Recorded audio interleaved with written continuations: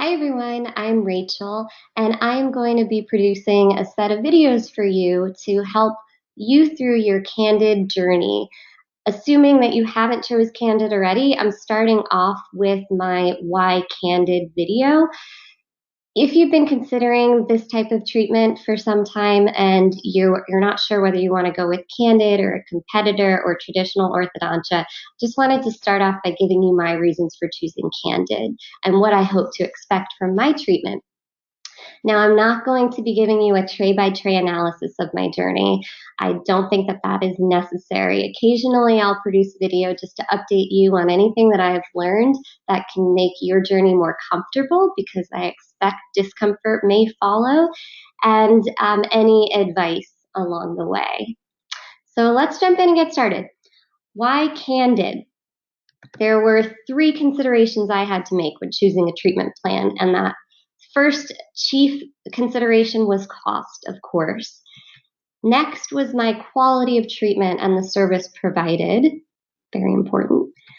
And last, my time, which I think is pretty invaluable and is probably right up there with cost. So let's start with Candid. Pretty transparently, Candid is $1,900 up front. Any retainers are included. I also found that there are a lot of discounts with Candid that they run throughout the year. So it's very likely that no matter what time you're starting with your treatment, you'll have a discount available to you. Just ask the person who you're working with when you're inquiring about your treatment plan. Next, Smile Direct Club. They have a similar transparent fee, $18.50 up front. But for some reason, retainers are not included. So you do have to pay for those at the end of your treatment. And they are somewhere between $50 and $75 for the retainer. To be honest, I can't exactly remember. But even with those numbers, it makes it pretty comparable to Candid. And then lastly, traditional orthodontics. So you would be getting Invisalign with this. And to be honest, you guys, I don't even know how much it would cost. The orthodontist that I spoke to said it could range anywhere between $5,000 and $8,000. But if my starting point is $5,000, it's automatically not on the table for me. It's just not in the cards. Next, the quality of treatment. So Candid gave me a treatment plan, a 3D model of my teeth, and estimated how long it would take. And for me, it's just under 10 months. And they have run me through what I consider to be a full treatment plan. And I'll describe what that means in a moment. We're going to switch to my 3D model. But when you compare that to Smile Direct Club, when I met with their consultant, they gave me an estimate of 5 months. And the 3D model that they provided me was woefully incompetent, in my opinion. I felt like it was an incomplete treatment plan. And I'm going to show you why. So I'm going to transition here. First, we'll start with my Candid Co 3D treatment plan. So this is what you get when you first take your molds or you get scanned in their office. And I got scanned, actually, and I'm glad I did, because putting that giant plastic piece in my mouth by myself in order to open my mouth widely enough for them to get a good picture, I don't think I would have been able to do on my own, which is pretty pathetic. So here's my treatment plan. And I'm just going to start the video and you'll just kind of watch teeth shift outward. And it's not entirely obvious what's happening yet, though it does look like everything's sort of evening out. It's really more obvious when we switch to just the upper view. You'll notice that all the teeth in my mouth are shifting backward in order for those two front teeth to stop overlapping and to sit evenly in my mouth. And that's really important because it's not just a matter of straightening my teeth. I want my bite to be more consistent. And I knew that my overbite was a big harbinger to me being able to have a stronger bite. I also think that my jaw soreness could be a result of just having a poor bite. Similarly, with the lower, you can kind of see everything's just sort of shifting backward and out a little bit so that everything sits nicely. Now let's transition to Smile Direct Club. So this is what they estimated. Current teeth. And in just a few short steps for them, they were just looking to fix my front, top, and bottom overlap, which is great. Don't get me wrong, but that's all they were going to do, right? They were not going to shift the rest of my teeth back. They were not even going to pay attention to that molar in the back of my top front teeth. They, at the bottom, weren't going to be really adjusting. Sorry, I have to go all the way back here. They weren't going to really be adjusting the fact that those teeth are curved inward and they should be sitting a little bit more flatter.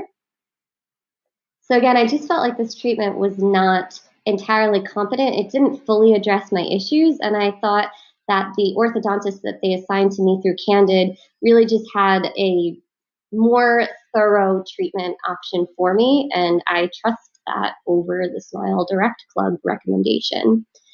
And also considering the fact that I did speak with an orthodontist, I had a consultation, and she also agreed that everything would need to be moved back, that it wasn't just a matter of fixing the overlap, that I'm having crowding issues because my teeth are forcing themselves forward and they need to be pushed back. So ultimately, that is why I trust Candid with my treatment. That is why I am going with their 10 months of treatment. And I'm pretty confident I'm going to be happy with the results at the end. So let's jump ahead. With Invisalign, it's not that the quality of service would have been bad, it's just that it would have taken so much longer to accomplish pretty much the same thing. Now again, she didn't give me an actual treatment plan because she wasn't able to take molds with my mouth, but she gave me an estimate. And she said that braces may take 1.5 years and that Invisalign is prone to taking 6 months longer than braces. That's a lot of time. So if they can accomplish the same thing in just 10 months, which option are you going to choose? So a note about time. The 10 months versus the 5 months versus the million months, however long it would take with Invisalign. There are no office visits, which to some people that might sound scary because you do want to meet with your orthodontist because you want to get confirmation that you're on the right track. For me, I really do not want to deal with going to an office. I have plenty on my plate. Obviously, I work full time. I've got 3 pets. I've got a husband. I try to have a social life. I don't want to have to go to the dentist after my long day at work or going to the gym. Like, I don't want to have to sacrifice anything. And it's not really necessary because we have scheduled virtual calls with the patient, my patient care specialist through Candid. So my first call is in about a week. I'm really excited to meet her. And I'm sure any concerns that I could possibly come up with will be resolved on this virtual call. And worst comes to worst, if something isn't working as expected, guess what? I can probably just go back into their site, my local site where I got my scan done, if I have any like more severe questions that need to be tended to. And the most attractive part about this whole process is that you can decide your aligner schedule. You can decide when you're going to put them in, and you can decide when you're going to change them. For me, I decided to make my aligner schedule start on a Friday night.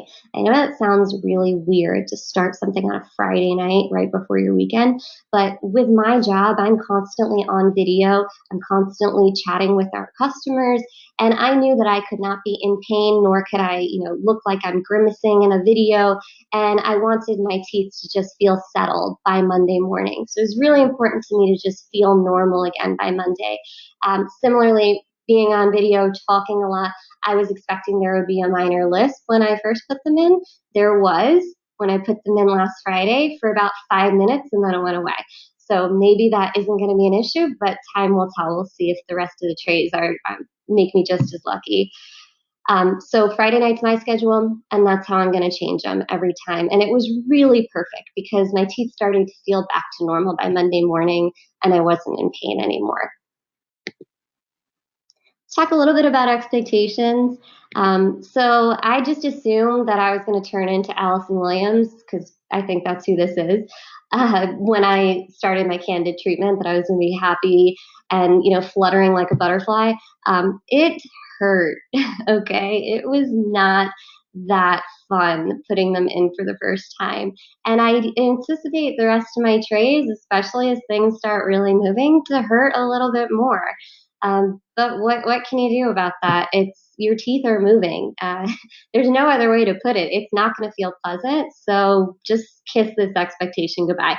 This is the expectation that you should have at the end of your treatment when your teeth are gorgeous, when you're smiling more confidently. This is the reality, okay? It's like going to the dentist. It's like having someone prod at you. It's like having all of your teeth feel like they're in a vice, and there's just no way to sugarcoat that. But like I said, started my treatment on a Friday. By Monday morning, my teeth started to feel back to normal again. It was a lot easier to get the retainers out to eat and to put them back in after maybe the first 3 times. So I wouldn't really worry about it. So my advice so far, if you are just starting out, or if you want to know what those first few weeks are going to feel like, number 1, schedule your meals. I snack like you wouldn't believe. I snack all the time, and I was like, oh, this is going to suck. I'm going to have to take them out. I'm going to have to snack really quickly, put them back in. But of course, before you put that back in, you have to brush, you have to floss. So like, this is becoming a whole process for me now. It's not that big of a deal. I have just decided to schedule out my day a little bit more, you know, expectantly, if that's the way to put it. I know that I'm going to have breakfast for about 15 minutes in the morning. I know I'm probably going to have a snack before lunch, depending on how early I got up that day. So it's like another 10 minutes. And then I'm going to have lunch for maybe 15, 20 minutes. And then maybe an afternoon snack. I don't know, it depends on how I'm feeling, but no longer than 10 minutes for that. And then dinner is around 20 minutes. And because you have to wear your aligners for a full 22 hours a day, I'm not even getting close to that limit if I happen to spend a little bit more time on a meal. But I still do set a timer on myself when I'm eating, and I try to stick to it, and I try to put them back in when my timer goes off. Buy an oral rinse, not an ortho rinse, sorry. I picked this up from CVS. This is kind of just like the store brand.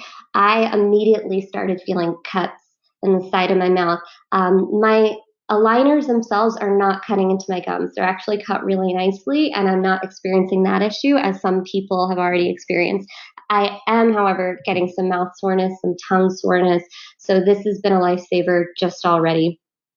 I also picked up, just to anticipate it, some wax, just some typical orthodontic wax that you would use for your braces. I definitely remember this stuff when I had braces.